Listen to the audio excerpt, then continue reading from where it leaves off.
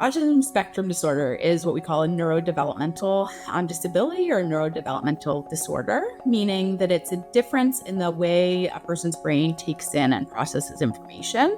And it's called a spectrum for a reason. No two people with autism are alike. The first kind of bucket of symptoms is difficulties with social communication and social interaction. Those difficulties can look a lot of different ways depending on the person's age, their different strengths and weaknesses, and the different profiles of autism, but they all meet these three social criteria. First one is social emotional reciprocity and difficulties with that. So social emotional reciprocity is like the back and forth of social interactions. But in younger kids, this may look who, don't really have conversations, like 2-year-olds you're not really having a conversation with. This looks a little different. It can be they're not responding to their name, or they're not seeking out their parents to share their interests, all those sorts of things. Difficulties with nonverbal communication. So this, I think, gets talked about a lot, eye contact concerns. And then also difficulties with using gestures, understanding gestures, using and understanding facial expressions, all those sorts of things, body language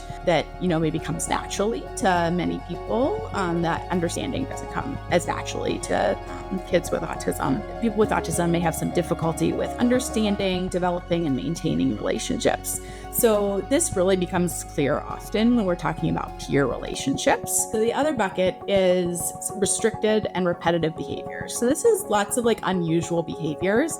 And in this area, I think, kids with autism can even be more and more variable. There are 4 criteria in this bucket, but you only have to meet 2 of them. So you don't have to meet all of them to get a diagnosis of autism. So the first one here is repetitive motor movements, use of objects or speech. So just a lot of repetitive things. The second category in this is insistence on things staying the same, being really inflexible in routines or ritualized patterns of behavior. The third is called highly restricted interests. Kids with autism can have interests that are very, very intense and that are unusual.